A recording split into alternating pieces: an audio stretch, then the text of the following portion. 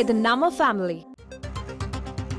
அருப்புக்கோட்டை கல்லூரியில் பணியாற்றிய பேராசிரியை நிர்மலா தேவி அங்கிருக்கும் கல்லூரி மாணவிகளை பாலியல் ரீதியாக தவறான பாதைக்கு அழைத்த விவகாரம் கடந்த சில வருடங்களுக்கு முன்பாக மிக பெரும் அதிர்வலைகளை ஏற்படுத்தியிருந்தது. இந்நிலையில் அவர் கைது செய்யப்பட்டு சிறையில் அடைக்கப்பட்டு தொடர்பான விசாரணை நடைபெற்று வந்தது.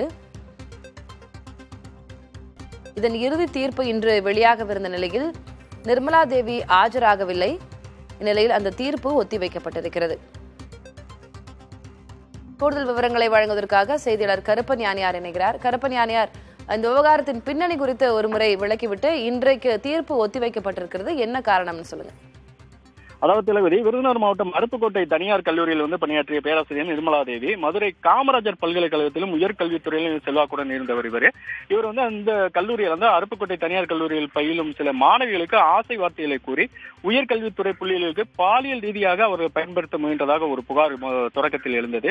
இவரால் குறிவைக்கப்பட்ட மாணவிகள் நிர்மலா தேவி செல்போன்ல பேசி பதிவு செஞ்சு கல்லூரி நிர்வாகத்திடம் புகார் செஞ்சா அந்த கல்லூரி நிர்வாகம் தொடக்கத்தில் அந்த புகாரை அலட்சியம் செஞ்சாங்க. அந்த நேரத்தில் அவர் மாணவிகளிடம் பேசிய போன் உரையாடல் சமூக ஊடகங்களிலும் வெளியாகி பரபரப்பை ஏற்படுத்தியது.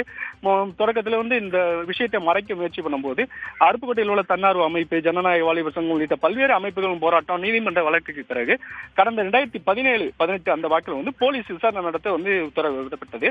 இந்த விவகாரத்திலும் பல்வேறு தகவல் வெளிக்கிளம்பி அரசியல் பெரிய பரபரப்பை ஏற்படுத்திய சிபிசிஐடி விசாரணைக்கு தமிழக அரசு உத்தரவிட்டது.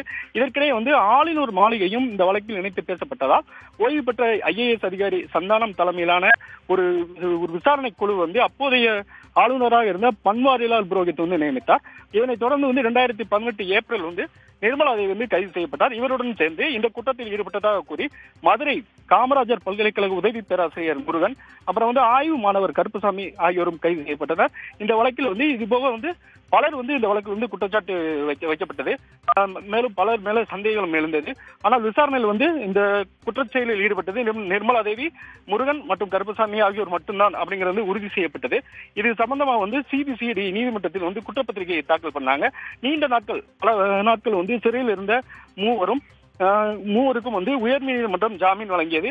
ஆனால் தாங்கள் இருவருமே, அதாவது முருகன் மற்றும் கருப்பசாமி ஆகிய இருவரும் தாங்கள் பலியாடாக்கப்பட்டிருக்கும் என்று சொல்லி வந்த நிலையில் ஸ்ரீவில்லிபுத்தூர் மகளிர் நீதிமன்றத்தில் வழக்கு விசாரணை நடைபெற்றது.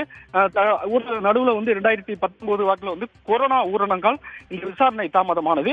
இதுபோக இவர்களுக்கு எதிராக இந்த மூன்று பேருக்கும் எதிராக பெண்களுக்கு எதிரான வன்கொடுமை தடுப்பு சட்டம், விபச்சார தடுப்பு சட்டம், தொழில்நுட்பத்தை தவறாக பயன்படுத்திய பிரிவுகளில் வழக்கு பதிவு செய்து விசாரணை நடத்தப்பட்டதாக குற்றப்பத்திரிகையில் தெரிவிக்கப்பட்டிருந்தது. மொத்தம் 1360 பக்கம் குற்றப்பத்திரிகை தாக்கல் செய்யப்பட்டது. அனைத்து சாட்சியங்களும் விசாரிக்கப்பட்ட நிலையில் இன்று தீர்ப்பு வெளியாகும் என அறிவிக்கப்பட்டிருந்தது. இந்த நிலையில் இன்று காலை சுமார் 10 மணி அளவில் 10:15 அந்த மணி வாக்கில் நீதிமன்றம் தொடங்கியது. அந்த நேரத்திலேயே முருகன் மற்றும் கருப்பசாமி நீதிமன்றத்தில் ஆஜராகினர்.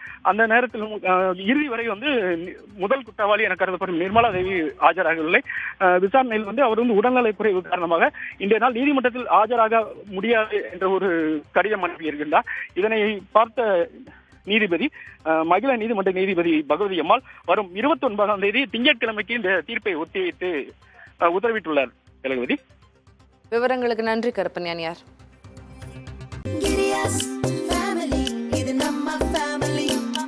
அன்புள்ள கிரியஸ், இது நம்ம ஃபேமிலி.